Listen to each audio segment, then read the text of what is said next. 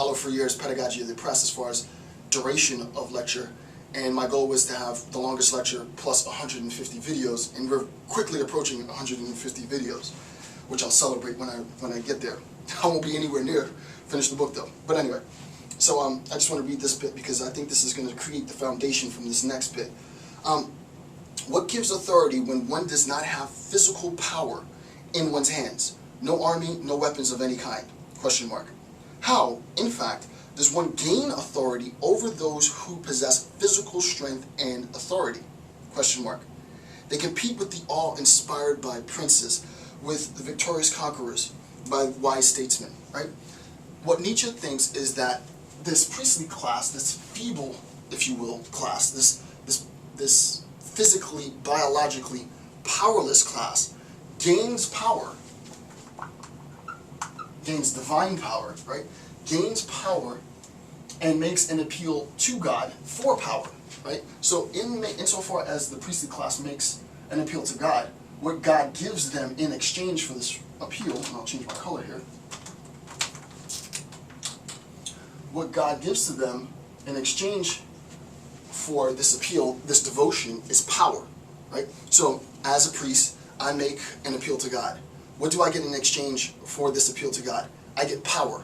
Despite the fact that I'm physically weak, despite the fact that I'm feeble, despite the fact that I have no army, despite the fact that, what does he say, I have no weapons of any kind, I am imbued with this power from God, and it's that power that I now use to control people who actually have armies, to control people who are actually more biologically, physiologically stronger than I am. That method, this process of making an appeal and then gaining power from that appeal, is exactly the same method that the philosopher inherits, right? The philosopher makes an appeal to reason, experience, and consistency, just as an example. What does the philosopher get in return? Exactly the same thing. Power. The philosopher is imbued with power by making this appeal. This appeal, for the most part, prior to Nietzsche, obviously Nietzsche is writing within a historical context, right? Prior to Nietzsche, has been very formally systematized, right? It's been very, very regimented. Look at the works of Descartes. Look at what Schopenhauer did. Look at well, not so much Schopenhauer. Definitely Descartes, the rationalist.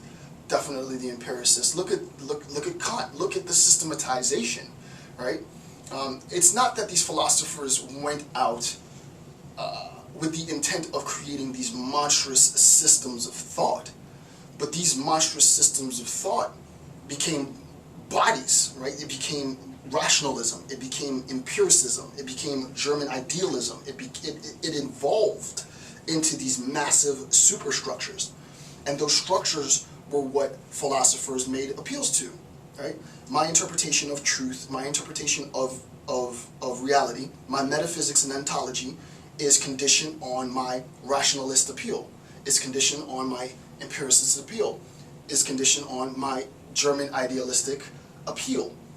Insofar as I make that appeal, I'm imbued with a power of interpreting the truth of reality. That's no different from what the appeal that the priests have made, with the exception that the appeal is made to God. But you see, the structure is the same. Remove this piece, and we have exactly the same thing. An appeal, that appeal confers power. That appeal confers power. Just as we recognize that, according to Nietzsche, our highest values are devalued, and thus we end in nihilism.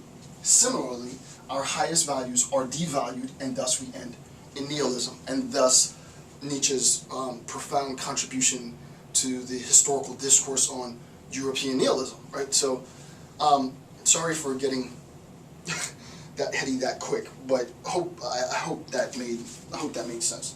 Okay. All right. So next page 26. So philosopher, priest, and the origins of good and evil, and this is specifically where, well, this is one of the parts. Later, in like the next few hundred, I think it's like 250-ish, somewhere around there, is when he properly gets into like a formalized discourse on good and evil, which is what interested me for my research and still interests me. But I want to sort of lay the conceptual foundation for that discourse now. Alright, so let's do that.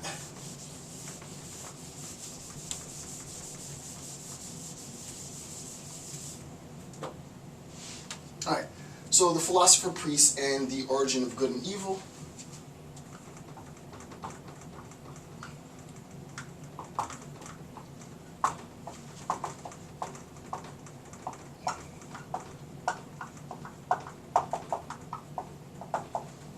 Alright, first thing, and there are apparently five points here. Okay, point one.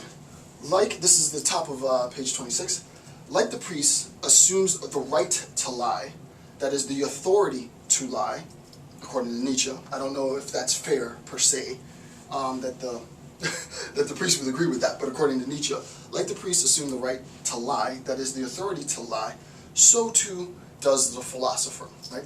The philosopher assumes, and I'm not going to get into too much of a discourse in this, but before this is all said and done, in the next year or so, I'm going to do a pretty systematic account of what I think are sort of the seminal Platonic dialogues. And I'm in no sense an avid Platonist. I did do heavy research on Plato. My master's thesis was in Plato.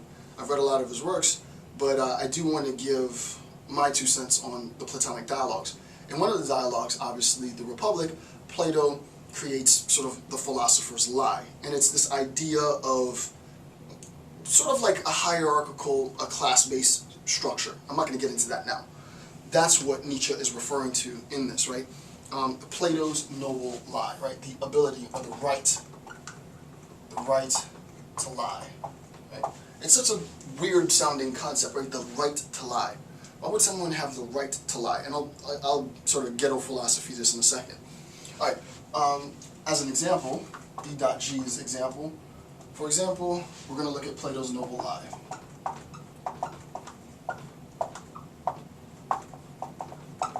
Right? Plato's noble lie. And basically what I have here is the philosopher has also lied about the notion of good and evil. So, without getting into Plato's lie, think of it like this. Because that's a whole nother tangent, and that would require me to do a whole bunch of background. Just take as fact that Plato introduces this lie.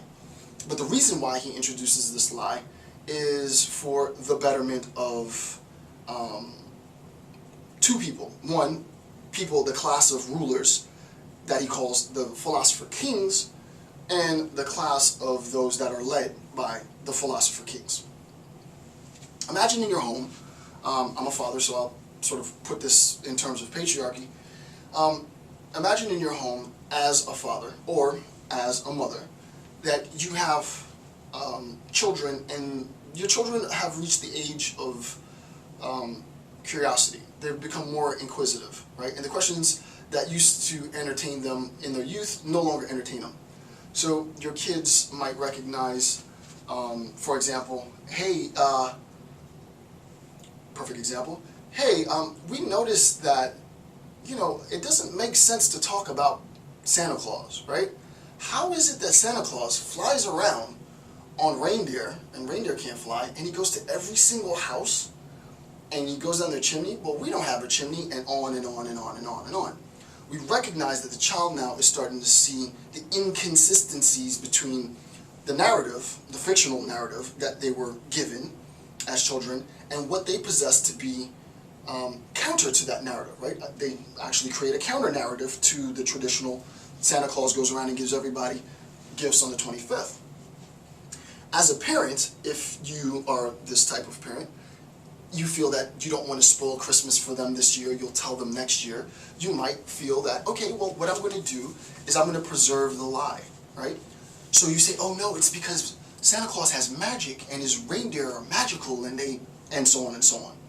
The reason why you're doing this is because you want to keep the mystique of Christmas, you want to keep that sort of childlike sense of wonderment, blah, blah, blah, blah, blah.